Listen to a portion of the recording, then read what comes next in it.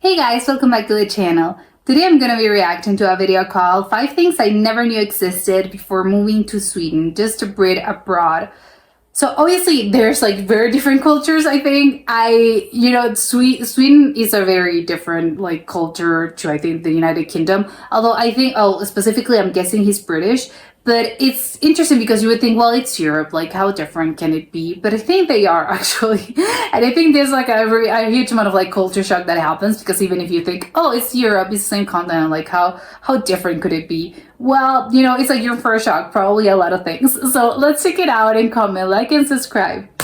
Sweden. You're a country that's filled to the brim with all sorts of wonderful and interesting traditions and habits that the rest of the world has never heard of before. So in this video, we're going to be sparing a thought for the foreigner who has just arrived. They're just hopping off their plane and they've got a whole world of wonder and mystery to explore and discover. Yes, that's right, because there's plenty of things that I never knew existed, I'd never come across in my life before until I moved to Sweden. And today I've picked 5 of the ones that really shape how I live my life here in Sweden to share with you guys. So whether you're brand spanking new to Sweden or you've been using ICA to do your shopping for 7 months now, allow me to share with you some of the things that I didn't know existed before I moved to Sweden.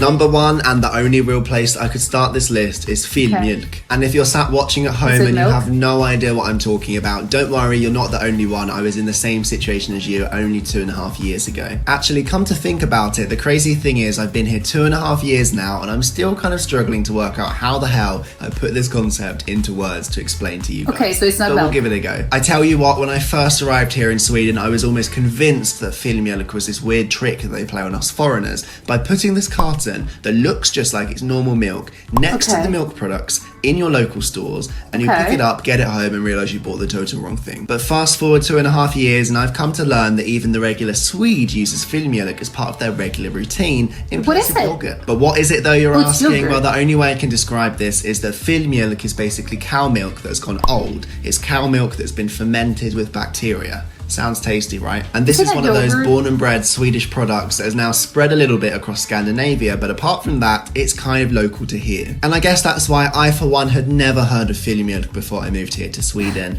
And today, I'm going to put you out of your misery and I'm going to save you from the mistake that every foreigner makes. So listen up. Yes, because quite often in your local supermarket... I hold on. I think it's like... Is it yogurt? I actually do not know how yogurt is made. I know it's like... I think it's fermented milk, right? Does it taste like yogurt? That would be my number 1 concern. But I can see the shock between like, it's in milk and you think it's milk and it's just like a quappy thing and you're like, what on earth is this?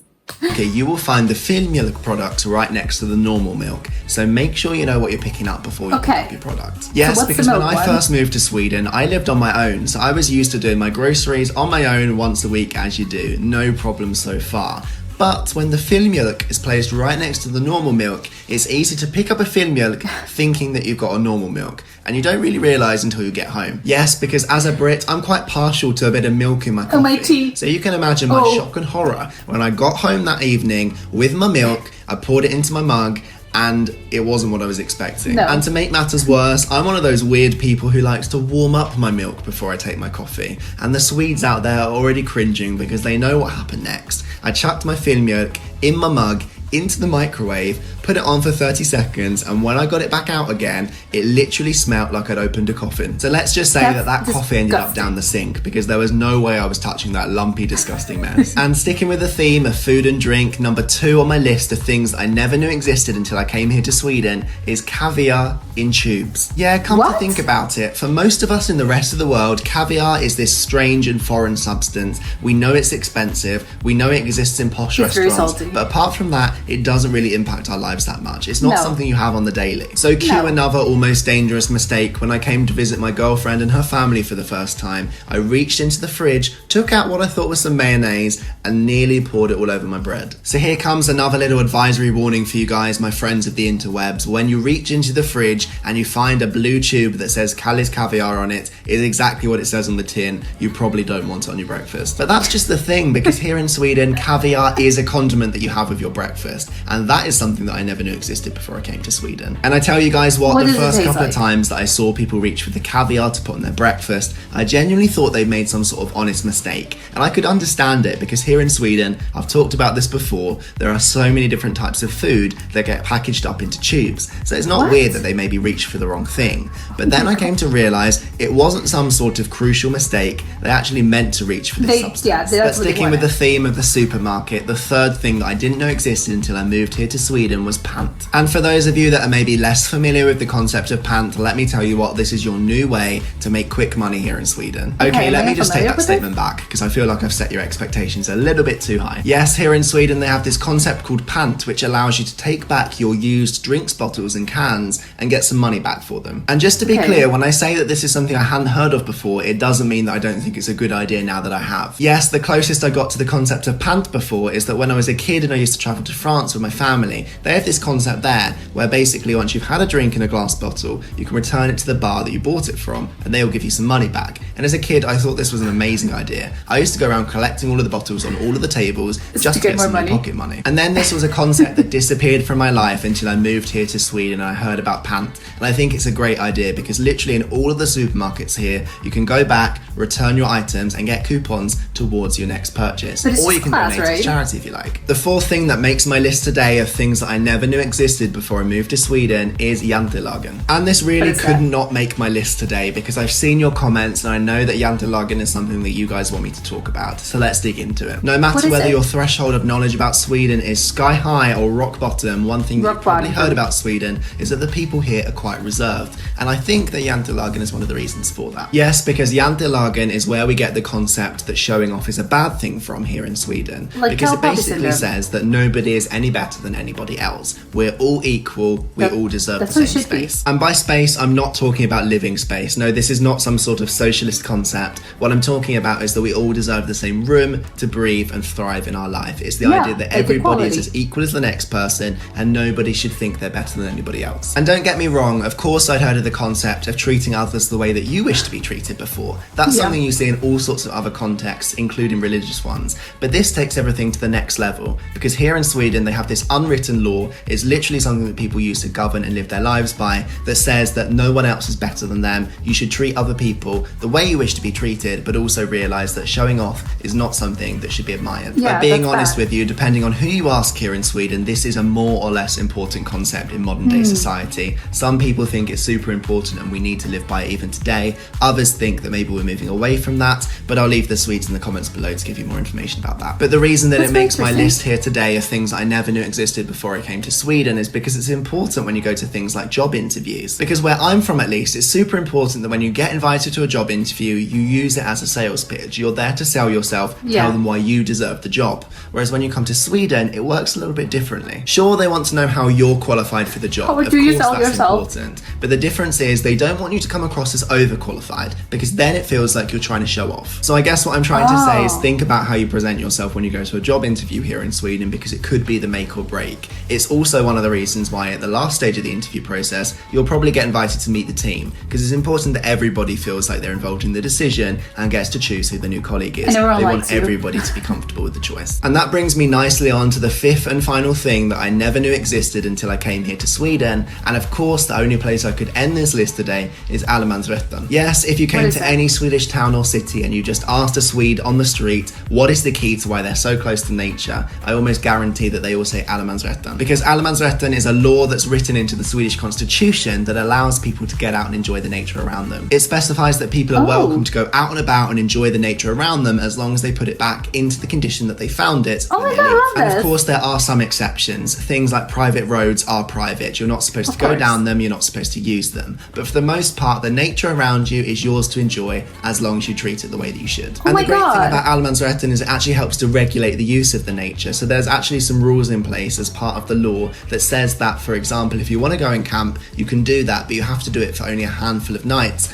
so that then the next person can come along and enjoy it. Not a bad idea, right? Let's encourage people to get out and about and enjoy the natural world. And that brings us nicely to the end of today's video and this list of things that I never knew existed until I came here to Sweden. I really hope you've enjoyed this video. Hope you've learned something new. If you think I missed something or there's something else that you never knew existed till you came to Sweden, you have to let me know in the comments down below. And then if you haven't subscribed yet, it would be awesome if you could. Regular videos coming out twice a week, so make sure you subscribe, hit that notification bell so you're the first to know when there's a new video to watch, and then like the video if you haven't done so already. I really appreciate that. That support means the world. But that's it for today's video. Thank you for watching again, and I will see you in a new one very, very soon. Until then, goodbye guys.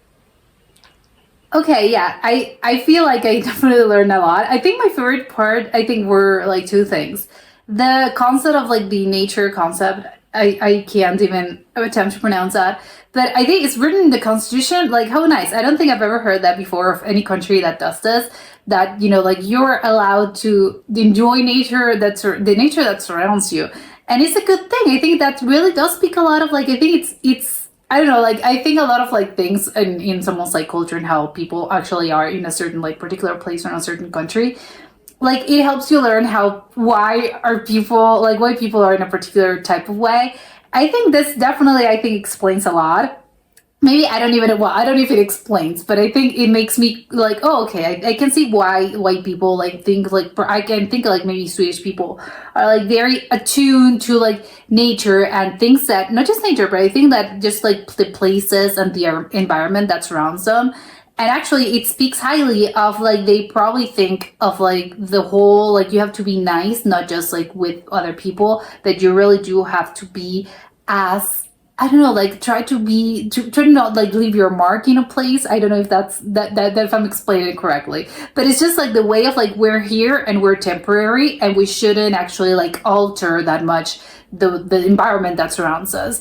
I don't know if I'm like, again, maybe that's just where my mind went, but I think it's really nice. And I think that's how it should be actually, because we're not here. We can think of like, oh, we own this place. Like we as humans, we're like, we live on Earth and the Earth is ours. It's like, not really, like we're just here and we're temporary, like we're not gonna last for, you know, humans do not last forever, and as humans, as in like the whole human race, it's not gonna be around here forever as either. Like the universe is like this concept of, obviously like the universe is, it's gonna, well, at one point, like the Earth also is gonna cease to exist at some point. So it is sort of like, instead of trying to, I think, and a lot of people I think are like the opposite, and a lot of cultures, and I think a lot of people in general do like think of this of like the opposite way of like, no, we have to leave our mark and we have to like adjust and I don't know, change the environment as much as we can.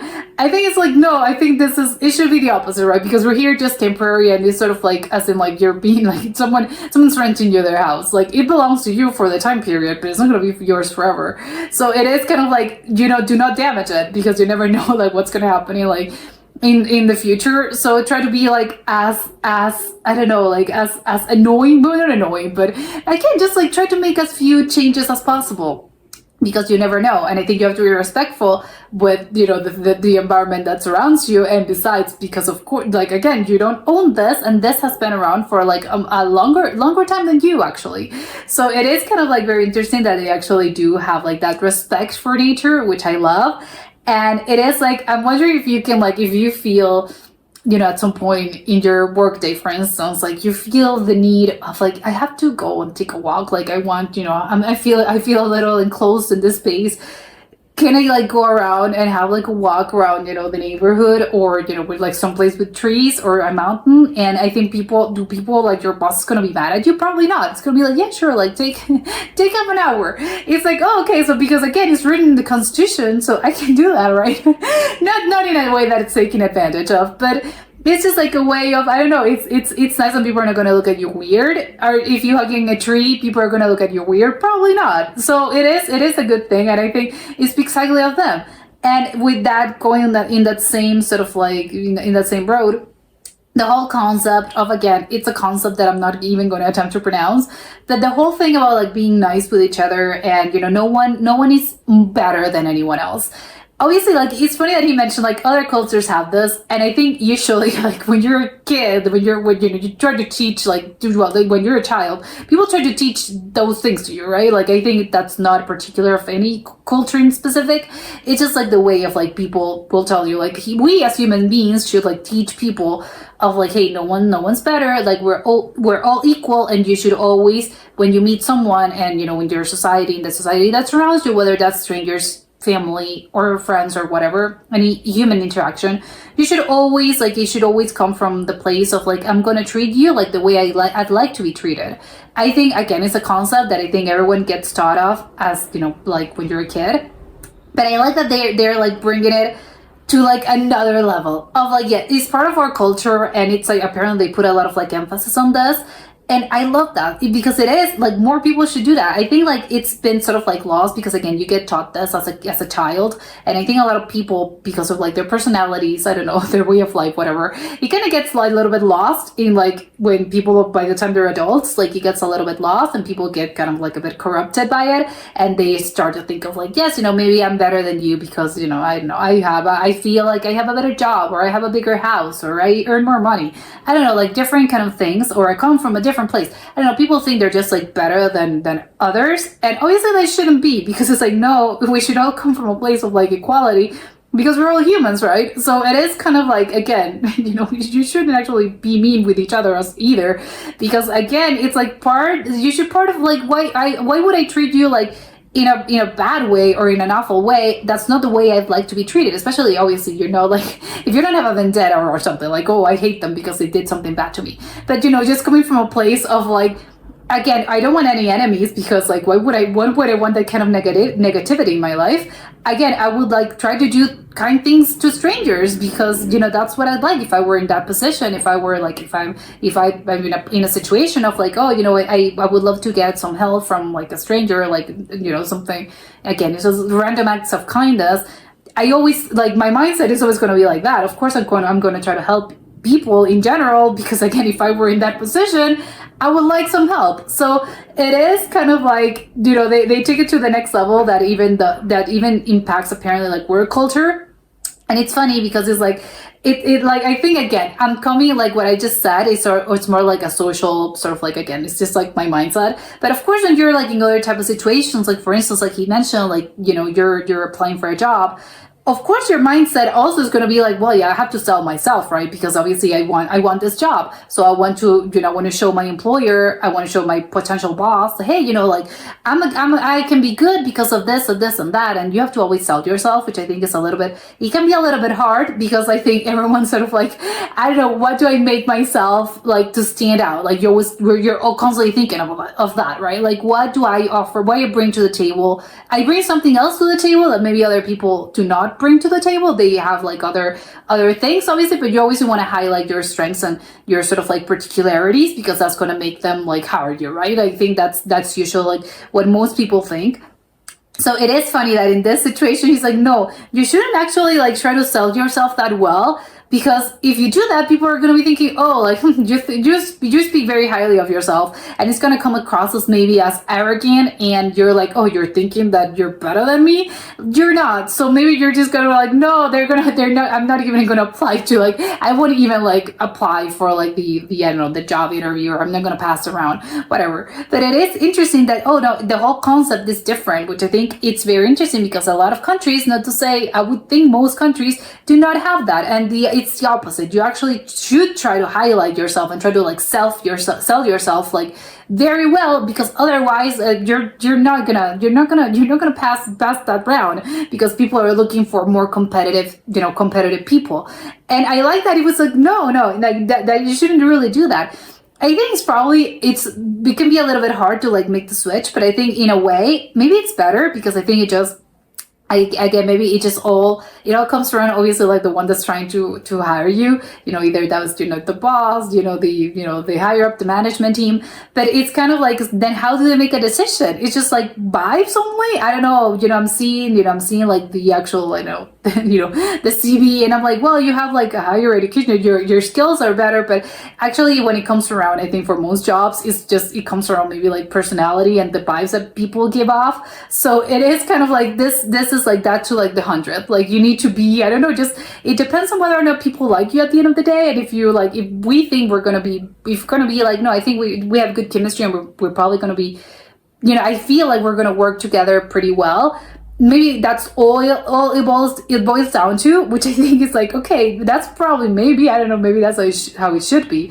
Although again, it can be a little bit like, again, it's like, it's out of your control. Not that a lot of things are obviously out of your control, but you can't really force stuff like chemistry or just like vibes and the vibes that, you give off. So it is kind of like, well, I guess that you're on your own, and it depends if the team that's already been established, like the vibes are good and maybe you like them, it's like, well, yeah, you're hired. It's like, okay, well, good, thanks. But I think it's a little bit of like, well, I can't really force this or actually try to like switch around my personality or try to sell myself. It's just like the way people think, like, yes, it's good. But I think ultimately it's probably better, because I think it probably makes for like better work environments, because if everyone agrees and it's more like a team decision, everyone's going to be happy that you're here, right? And I think when you actually go and it's going to be better for everyone, for the ones that are already there, and for you if you're entering like this new job, it's going to be better, because it's like, oh yeah, I actually do like these people, and I do like my co-workers, and I do feel like we're going to be, we're going to do good things. So it is, maybe at the end of the day, I think maybe it's a little bit better. Maybe more people and more countries should maybe, go for something like this. Maybe not like that, because again, it's very like a cultural thing. But I think more people, should take some things out of like the Swedish culture that I think are very good. Lastly, the yogurt thing, I'm gonna look it up, because, having said that, the milk situation was a little confusing to me, and I know like Filmjölk or something. That's actually yogurt, or do they have like, yogurt is yogurt, and this is a completely different thing. But now I know we'll not have milk there. But that was it for today, and I'll see you next time. Bye.